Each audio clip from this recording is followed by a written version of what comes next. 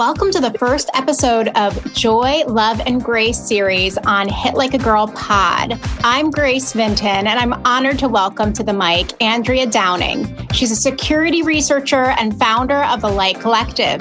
Thanks for joining me today, Andrea. Thank you, Grace. I'm so honored to be here. Longtime fan, first-time caller. Oh my goodness. I am a long time fan of yours as well, and I cannot wait to hear about your journey. So tell me a little bit about the career path that brought you to your role today and ultimately founding the Light Collective. Sure. So I like to explain to people that I have a bug in my code. Are you familiar with we call it the breast cancer gene, but it's actually a mutation on BRCA1 and 2. So a long time ago, back in the old days of 2005, I tested positive. And this was the early days of genetic testing and really awareness around BRCA and previvors.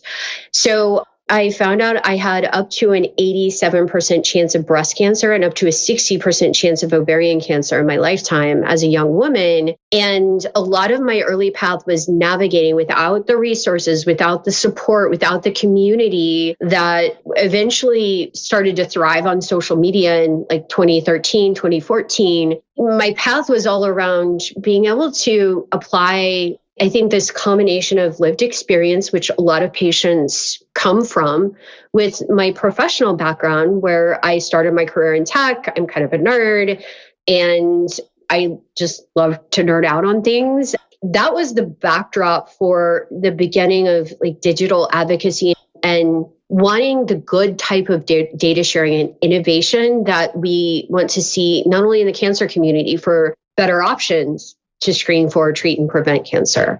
But then we started seeing some of the downsides of how technology can be used. And that is where we started the Light Collective. So for those that don't know about the Light Collective, I want you to tell them a little bit about what your mission is as an organization and what you do. Sure. Yes. The Light Collective is a patient-led organization. Everything that we've done, everything that we've designed is 100% patient-led. And our mission is to advance the rights, interests, and voices of patient communities in health technology. The way we say that, the nerdy way in short, is no aggregation without representation. So this idea that in healthcare, often we go on these shiny stages, or when I say we have a lot of powerful people going on stages and talking about patients, talking about the data that is really important to be able to make informed decisions. But how do we help ensure that patients are not only part of the design and technologies that serve us, but part of the governance? That's why we say no aggregation without representation. Amazing. Now, today, you and I are going to talk about cyber security, cyber resilience, a really hot topic in the industry and something that you guys are addressing head on at the Light Collective. But I want to go into a little bit about what's happening in the industry. Can you tell us a little bit about Claude Mythos and what happened there? Sure. So Mythos is a new frontier model from Anthropic. And I would say, let's turn the clock back to March and April. There was a big announcement from Anthropic that they were releasing a new model that was way more powerful than any other model that had ever been released. And one of the big parts of the news story there that I started catching on to at the time was, I forgot to tell part of my story. Let's just take a step back. And yes, I am a tech nerd. I am a patient advocate. But in 2018, I also kind of fell down this rabbit hole of becoming an accidental hacker and connecting with the broader cybersecurity community and learning some of these places that we really need to protect our critical infrastructure, health information, in ways that those things can be weaponized. So that's kind of a backdrop from the last 7 years. Spoken at DEF CON 5 times. I've navigated some pretty major coordinated disclosures. When you find a bug or a vulnerability, that backdoor in a system,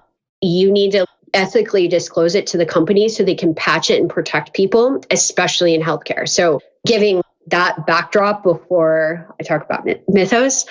And in that period from when we started the Light Collective to this last year, we've really been working to build community understanding of what benefits of technology are. I am by no means a Luddite. Some people think, oh my God, Andrea's talking about the risk again.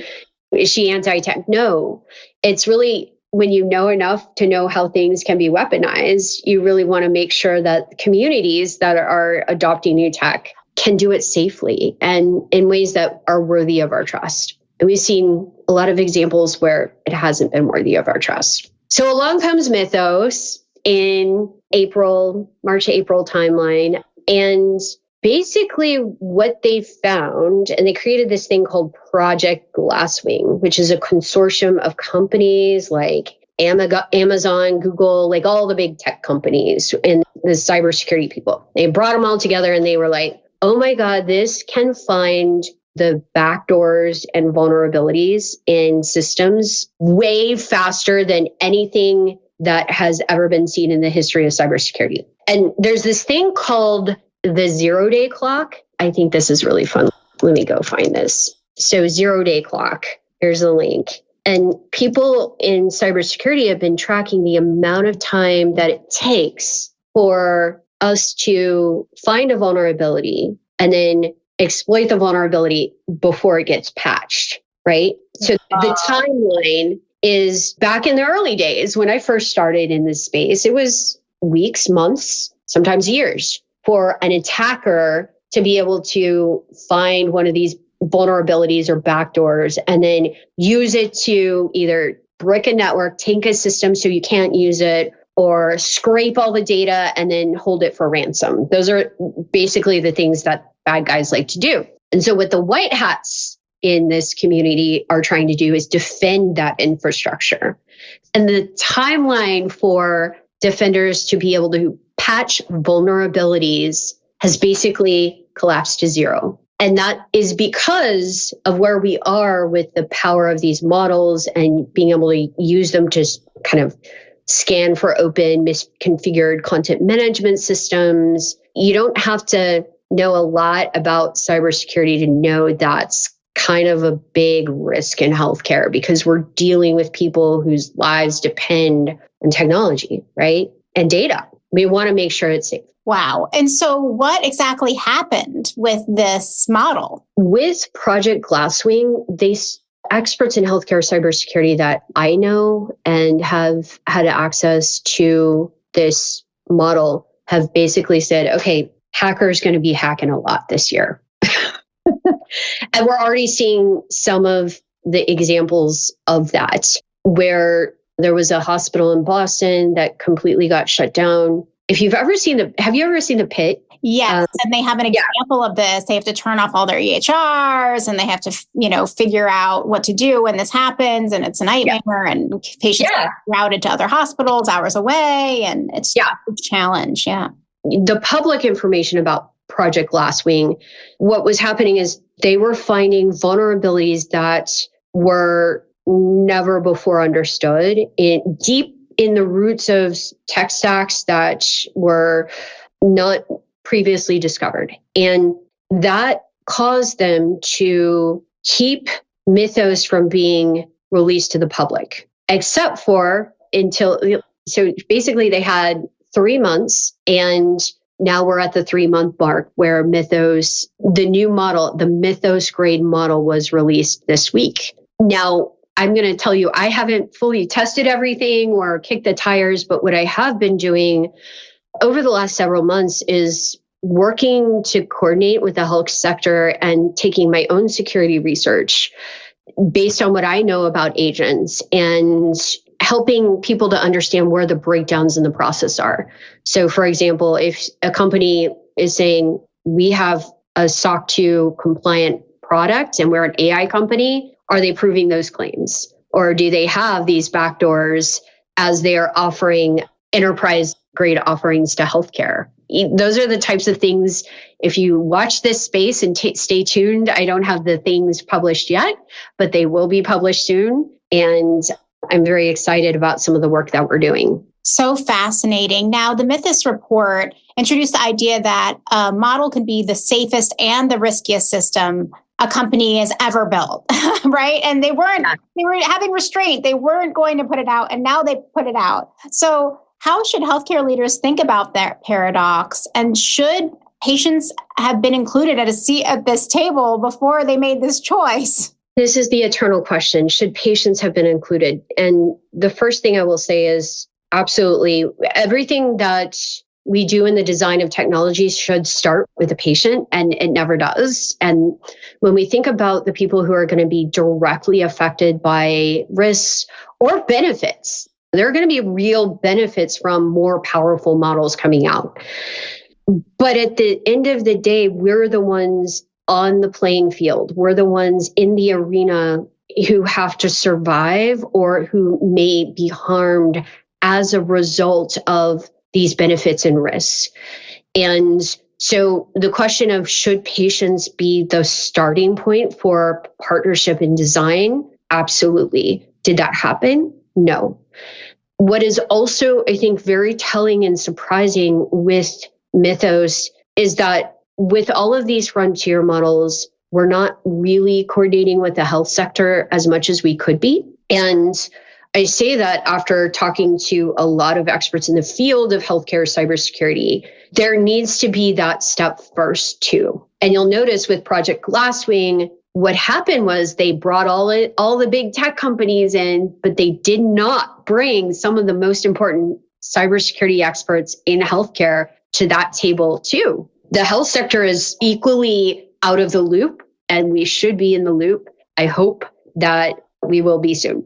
I know that's not very comforting. No, not at all. The end of the world is coming. No. But I mean, at the same time, we have to be conscientious. And it does seem like we need to be saying there's a leadership vacuum, clearly, that each of the sectors are not being included. And healthcare in particular, where literally lives are at stake. You would think that they would include at least healthcare leaders, patients, caregivers, participants, folks that will be utilizing or potentially be impacted by these models that they've developed and this entire program that they put together. I want to talk now about vibe coding. It's making it possible for people to build applications by describing what they want in plain language. What concerns you the most? What excites you the most? What are you thinking about when you think about vibe coding? So I'm going to start with what excites me the most, because I kind of get the reputation of being the Cassandra of health tech innovation. And I wasn't that way before.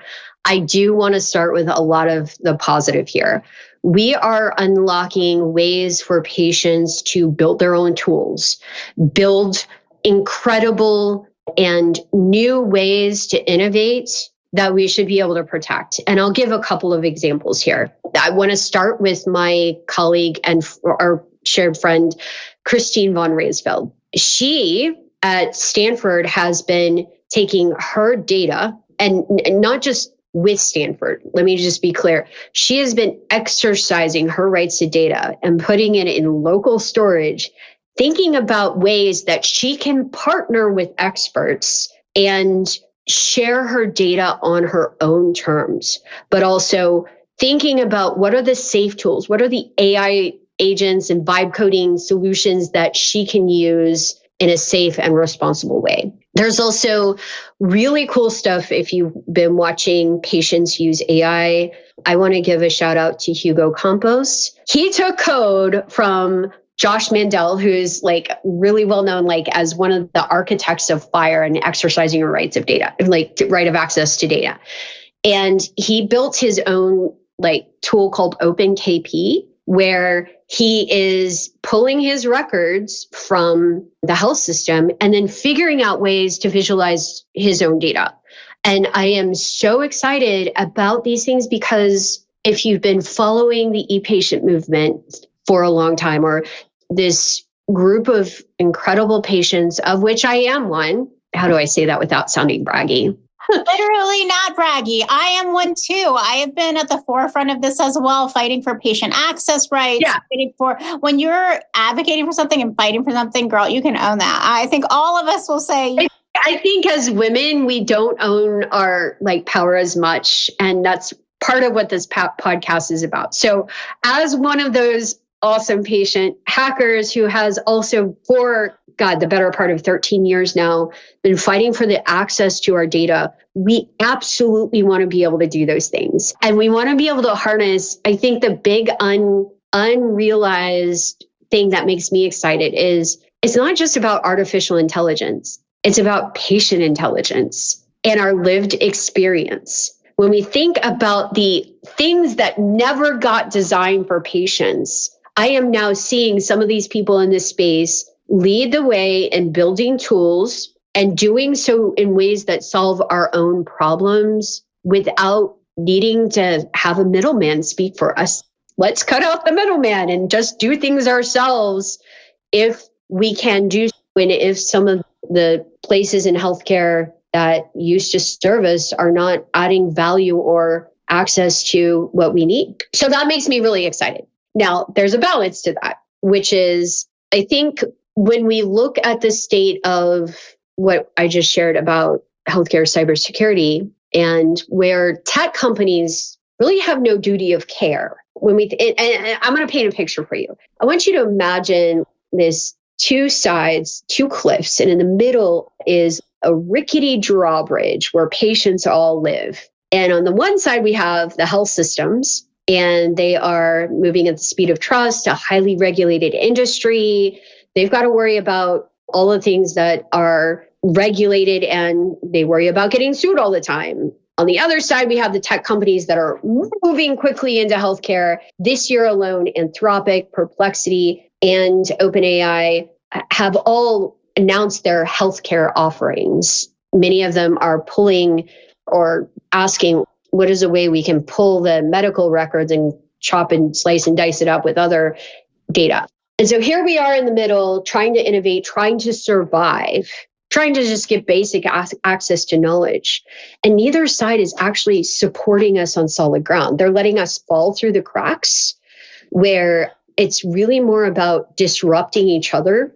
I like to say this is what the current state of patient in the center of healthcare is. We get up on these stages and say, we're patient-centered, but we don't actually mean it. We pay lip service to it without supporting the infrastructure or the value that patient experience can actually bring to the design of technology. So now we've heard a lot about vibe coding. Are you doing some vibe coding of your own, Andrea?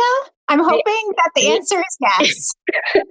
I absolutely am, but just not in the way that you might think. So a lot of people are rushing to put their medical records into OpenAI, and I have certain feelings, and everybody has these different levels of comfort based on what they know about privacy policies.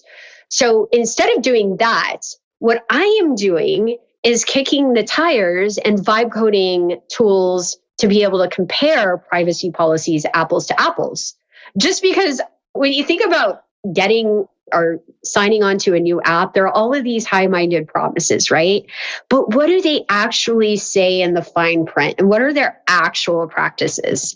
So what I have been doing is playing around with how to vibe code public data and curate it in a way that patients can understand a little bit more easily than the legalese that is already like out there versus what the marketing promises are. And there's some interesting things. Like I want to start with, there's a lot of these companies out here, and I, in my little dashboard that I vibe coded, have seen that good 37% that data point is going to change of the tools that we're using do have in their privacy policies, they're going to target ads with Metapixel. Some of them do target ads, but they don't disclose it. So there are all of these like gaps between what the marketing says versus the fine print versus what the app actually does. And I think it needs to be more transparent to patients. That's the way I've been using things. I've been thinking about how vibe coding can be a tool for education, a tool for learning to code. And instead of taking my like deeply private data that I'm not going to put on one of these platforms yet, and let me just say, I really am a fan of like local Claude. If I were to do it and kids make good choices, I would get a clean machine and do it with Claude, follow Hugo Campos for some of the cool things he's doing. But for me, vibe coding is really more like there are other ways to compare public data and create dashboards that create value and use for patient communities. And maybe change some of these practices in the market at the same time. That's one thought. And it also gives me hope. When we're looking ahead, and we're thinking about AI, what do you think people are talking too much about? What is one trend we're not really paying enough attention to? And in a few years, what do you hope we're talking about?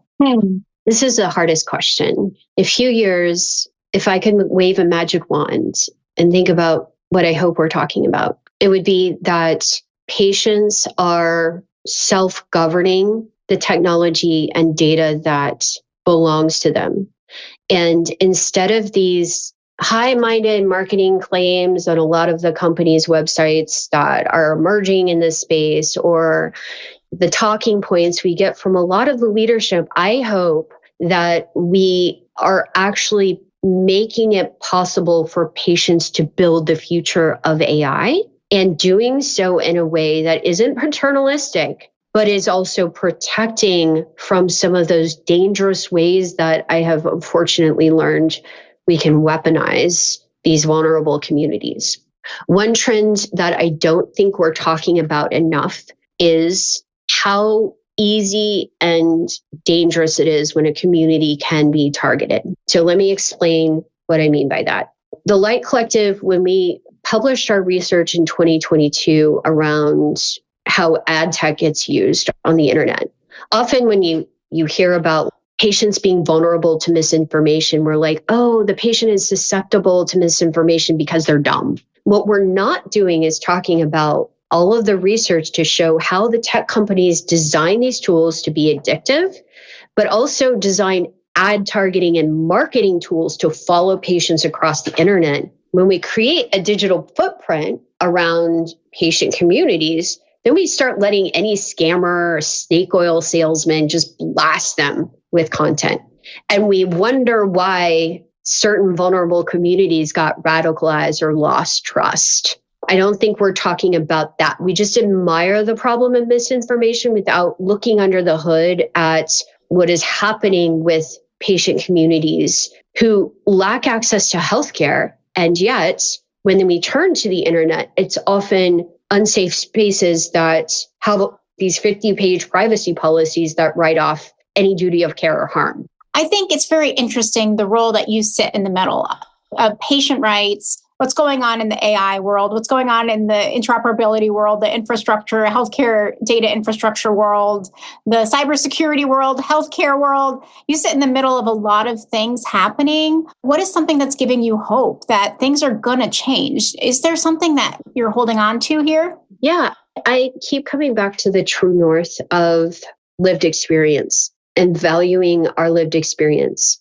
When patient communities come together and support each other, when patient communities really understand how to get ahead of the dangers while picking up these tools to build amazing things.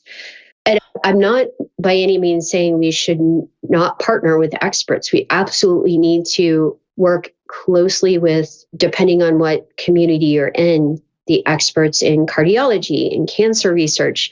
These are people who are picking up the tools too. And the one thing that really gives me hope is that we're all trying to figure out how to use AI. And it's an exciting and terrifying time. Let's lean into our communities, our lived experience in a way that supports each other, that builds on our shared knowledge, that helps us realize our potential in ways that are true to that human experience that we have when we're trying to heal from something traumatic or the difficult parts of finding out that you have a catastrophic diagnosis. Patients have always, when you become an advocate, turned that into something good. That's what you're doing. That's what, as a patient advocate, you're doing with this podcast. We all have these missions. I mean, we all see ways that we want to do good things for the world and innovate. And that is the thing that gives me hope. Thank you so much. Thank you so much for fighting for patients with the Light Collective and all the work that you're doing over there. It's just your advice and what you've taught us today is so valuable. To finish this conversation off right, where can our listeners find you online? You go to lightcollective.org. I would actually invite people to join the Light Collective, join our movement. and help us shape the vision for how we get ahead of some of these questions in AI, how we learn together, recognizing we don't all have the answers, right? We just know that we're coming from the right starting point. That's what's most important. Too good. Thanks so much for joining us today. Thank you. And thanks to you guys for joining us too. Check out the Hit Like a Girl pod and High Tea with Grace website for more interviews with great guests like Andrea today. Cheers! Thanks so much for listening to this episode of Hit Like a Girl Pod. If this episode resonated with you, please follow us on social media at Hit Like a Girl Pod. That's HIT like a girl, POD across all platforms. And to learn more about the show, our guests, or to join our waitlist for what's coming next, please visit our website. The link is in the show notes. The Hit Like a Girl podcast is built on joy, fueled by love, and led with grace. We're so glad that you're here. We'll see you next time.